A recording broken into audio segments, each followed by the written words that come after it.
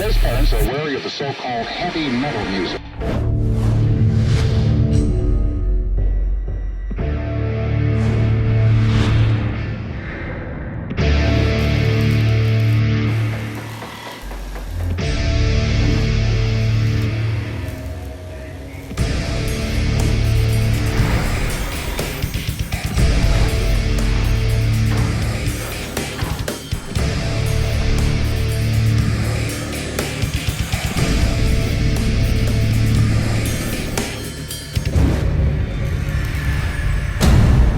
Salut à tous, METALXS, c'est l'essentiel de l'actualité métal et dérivé en quelques minutes, le tout en images, en musique et en interview. METALXS est une exclusivité RIFFX by Crédit Mutuel, la plateforme de toutes les musiques, tous les talents en partenariat avec Artforce.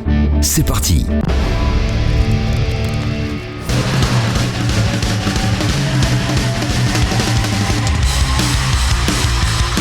Comme son nom le suggère, Halestorm est un tourbillon d'énergie qui a fait depuis plus de 20 ans de la scène son terrain de prédilection. C'est en live que la formation américaine menée par Lzzy Hale prend toute sa dimension et c'est généralement d'ailleurs lors d'un de ses passages en concert en France que METALXS la rencontre avec un record de près de 10 interviews en 12 ans. Une fois n'est pas coutume, c'est à quelques heures de son récent show à l'Olympia que nous avons retrouvé Lzzy et le guitariste Joe Hottinger. Et leur avons d'abord demandé comment se déroulait ce Everest tour avec Bloodywood qui joue sur le jeu de mots anglais entre le titre du dernier album, Everest, et le fait de ne jamais se reposer. We're not resting at all. The Everest tour is going and we'll get some rest in a week or two. Yeah. There's going to be a point in time once we walk through our home doors where it's just going to be like hibernation, sleep for like 14 hours. Le groupe interprète jusqu'à 10 titres tirés de l'album Everest sur cette tournée. Lesquels les ont le plus surpris par leur accueil? Honestly, it's been different nights, but I know the last show that we did in Madrid, it was incredible. Everybody was singing every song, like not just the singles, it was just a lot of the deep dives. Yeah, it seems like when you put a record out, it sometimes takes like a few months for people to really like kind of digest it, and I've kind of felt that out here, and now it seems like people have been living with the record long enough. Yeah. They're really starting to sing along, like Rain Your Blood. It was getting a lot of people singing along. It was, I don't know. Yeah, they just took over the other night. It was like, okay, it's all you.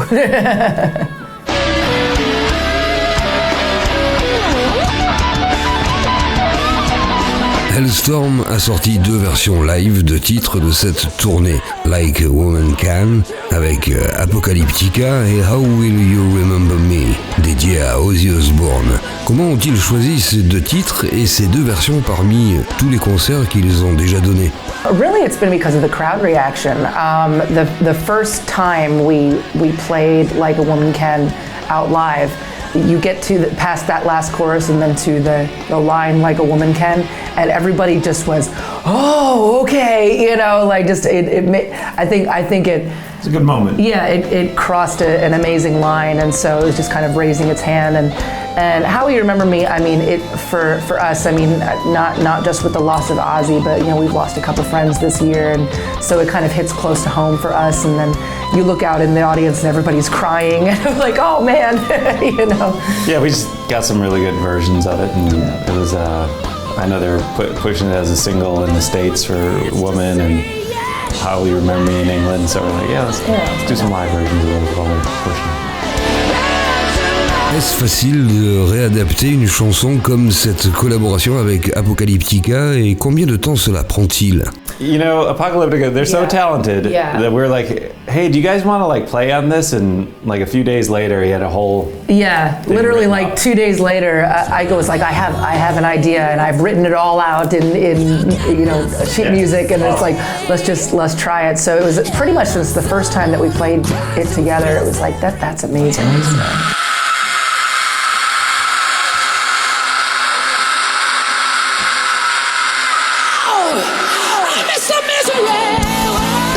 Halestorm nous avait habitués aux EP dans le passé.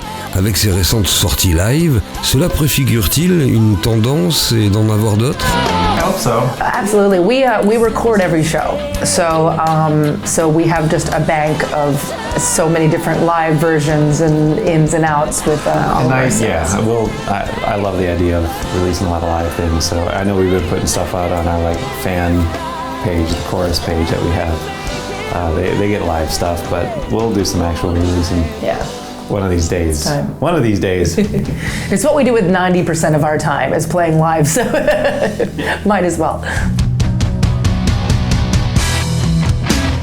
Pour l'auditeur, le récent album Everest a donné l'impression d'être une petite révolution dans le style Halestorm, avec beaucoup de morceaux mid-tempo. Ont-ils eu conscience qu'ils pouvaient prendre un risque à sa sortie? Not at the time.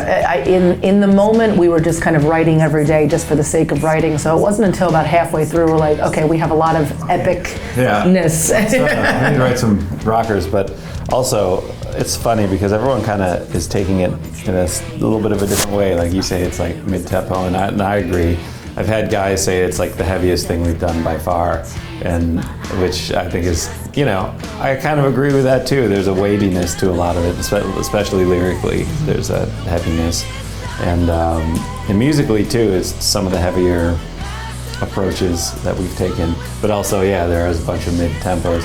There's even like 5 or 6 more mid-tempos. We had so many of them that we're like, we can't do the whole thing. songs. And they're great songs, but we just couldn't do that on a record. We're like, no, we gotta make a rock record. We were doing every single day. We were writing something and recording it at the same time. So we were living very much in the moment, and it's interesting when you do something that way because you can't think about. You have no time to think about what you did in the past or what worked, and you have no time to think about what it's going to do in the future. So your leap of faith is very true, you know, where it's like, okay, we have to kind of trust this. It's the cure, it's a poison, I don't have a choice. In a silent defiance that I found my voice, and 'cause I have decided to just keep going. Halestorm abandonne-t-il beaucoup d'idées en cours de route? Oh yeah, I mean, there's songs, multitudes. Yeah, there were, you know, songs that we wrote that didn't make the cut. There were, there still is so much poetry that I was writing during the time where that it's like, okay, that's a little strange. Maybe we shouldn't put that one on the record, you know, or that's for another time, you know. It's too much for right now. But yeah, you know, it kind of always happens that way where it's like you throw everything in and you always do way too much, and then all of a sudden, like halfway through the record, the album starts, you know, pointing in this direction. We're like, okay, this is the way to go, and let's accentuate that. So, yeah, it's a messy process. It really is.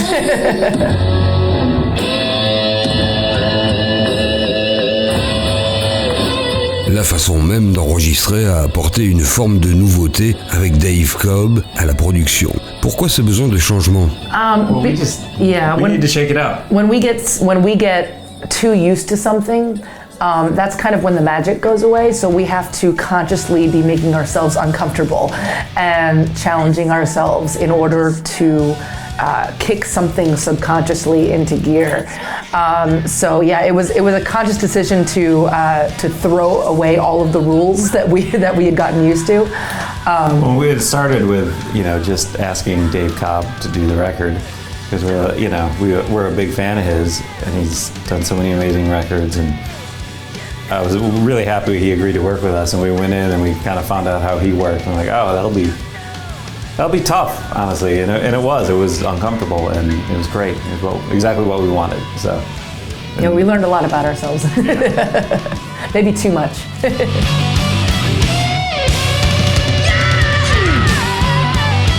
It was fun because you know, the freedom that we had in the studio with Dave Cobb was amazing because it wasn't just about, okay, let's like verse, chorus, bridge, verse, chorus, you know, like let's take a left turn, let's get strange, let's do a riff here, let's do a solo, let's, you know, so we kind of let the music tell us what to do and not the other way around. Dave Cobb, basé à Nashville, a beaucoup travaillé dans le domaine de la country. En quoi sa contribution a-t-elle eu le plus d'effet sur la musique de Halestorm? You know, it's funny because he's known for a lot of Americana and country, but when we got to know him, he's like such a rock and metal fan, so I think he was kind of excited to actually to work with a hard rock band. He's done Rival Sons and Greta Van Fleet and that new Mirador record, which is really good. And Europe, I know he's done some Europe albums. Like he's a rocker, and I'm just glad he wanted to work with us because we had a lot of fun putting it together. Like a Woman Can et son clip ont joué le plus gros impact sur l'album. Sortir un morceau, c'est un peu comme jeter des idées en l'air pour voir comment elles retombent. Mais avait-il conscience de l'ampleur que prendrait cette chanson? Feels like it's just starting its little climb here, so I think we're gonna find out. Yeah, we're gonna find out. I know, I remember like when it was, in its infant stages, just that line, why can't you love me like a woman can, was just rolling around in my head, and then when I talked to the guys about it, they're like, oh, that's either a very dangerous thing to say, or a very or a lot of people are going to hear that. It's a head turner. It is. It's a great line. So I think in my mind, I knew it was going to do something, but ultimately that's up to the universe and not up to me.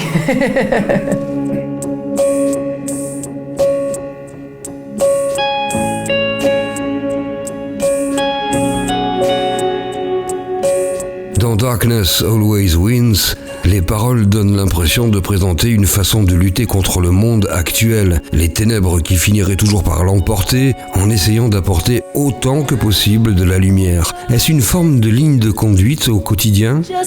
Absolutely. I think that especially in our line of work, in our mission statement, I mean, we're in the business of smiles. It's like every single day you gather so many different walks of life, so many different people from so many different journeys, and for that one night everybody gets to kind of rally together and celebrate each other. Yeah, it's about unity. And with Darkness Always Wins, that was the first song that we wrote for the album, and yeah, it's just interesting when you are thinking about the state of the world and how dark it can get, and then you come out on stage and you see all these people and you kind of regain your faith in humanity because of these shows. So yeah, it was something that I felt like we needed to say. Le clip est probablement le plus ambitieux qu'ils aient réalisé ces dernières années, et on imagine à quel point le tournage a dû être exceptionnel. It was amazing. I've never had to train for sword fighting, or at least for sword act playing, and it was awesome because I got to train with my sister-in-law, who is a stunt woman and an actress, and she was hired for the video, but the director didn't know that we were connected, so she was hired from her own merit, and then she's like, no, like, Lzzy's my sister-in-law, let's do this. So we got to train, the day before, and with a stunt coordinator, and those swords were very heavy. It wasn't like they were plastic swords, so I was very sore after it. But I love the idea of an epic video and making it a little cinematic and not just a performance piece. So it was great. We were covered in dirt afterward. Everything was very, it was intense. Dirty.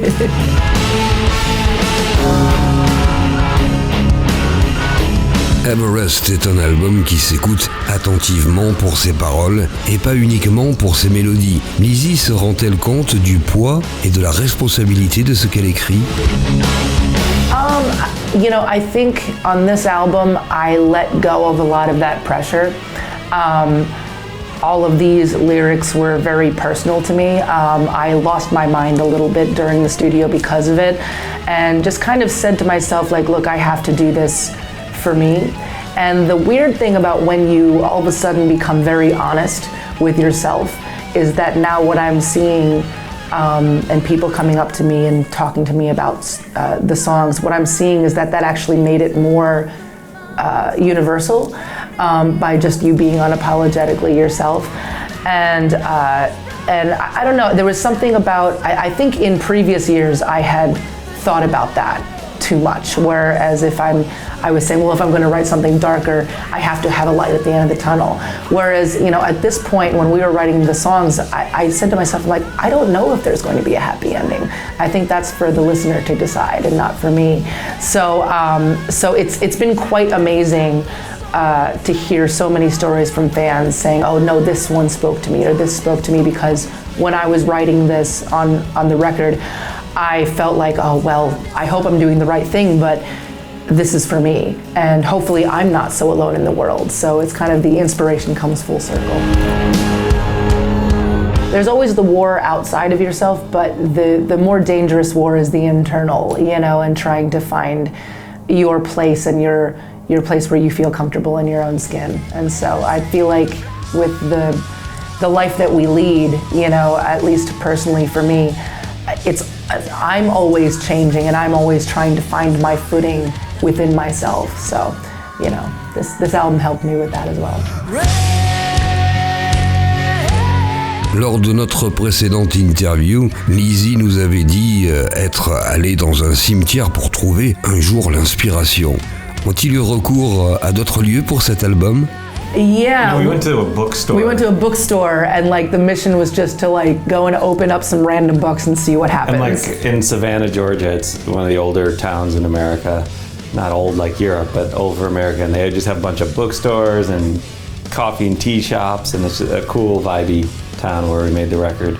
And so we went to, I forget the name of the bookstore, but just a cool, there's cats all over, and just a neat place, and we're just looking through, like, did we get anything out of that? I feel like we did. There was like a whole list of like, ooh, that's cool, that's cool. Yeah, it was fun. Yeah. It was just a different way of approaching things and scrambling your brain a bit to get a different reaction, so to speak. She reads those magazines that say you failed the test. You don't have what she needs. I'll slither like a viper and get you by the neck. Cette année marque les 20 ans de cette formation de Halestorm, et ils ont en quelque sorte grandi ensemble au sein du groupe. Avec l'essor de TikTok et Facebook, nombreux sont ceux qui commencent à jouer dans un groupe très jeune. Quels conseils donnerait-il aux groupes qui connaissent un succès fulgurant grâce aux réseaux sociaux? Well, first and foremost, find your people that you don't mind sharing your innermost secrets with, being intimate with, living 2 feet from each other in whatever, a van, a bus, you know, small dressing rooms. But you're kind of choosing your family. Yeah, exactly. Yeah. You're choosing your family. And I mean, especially in this day and age, we did it in a very old school way. We started the band, we started playing out in front of people, whoever would let us listen. Sometimes it was for 2 people, 20 people, 200 people, you know, and you start building up that way. And I still think it's so incredibly important to get your people together, and then no matter what the audience is, play out live in front of a live audience, because you learn very quickly who you are, what you should be doing, what you shouldn't be doing, most times what you should not be doing, and it just expedites the process. And for me, in my opinion, that's much more beneficial than just playing in front of your computer and posting it, because it's a different animal, and you're almost putting this wall up that once you get in front of people, it's going to be like the floor dropped out from under you if you don't prepare yourself for that.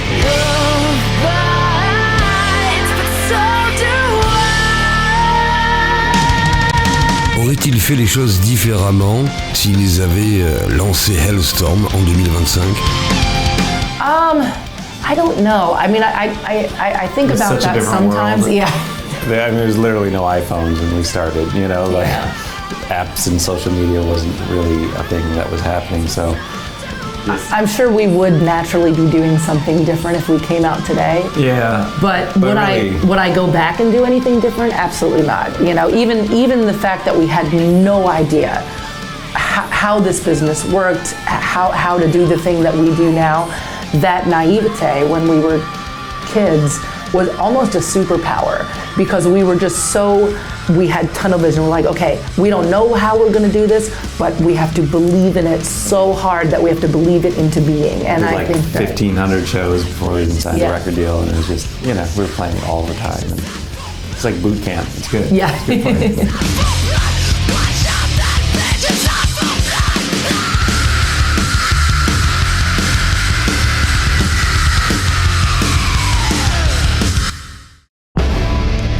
À noter sur vos tablettes les sorties discographiques récentes ou apparaître dans les prochains jours.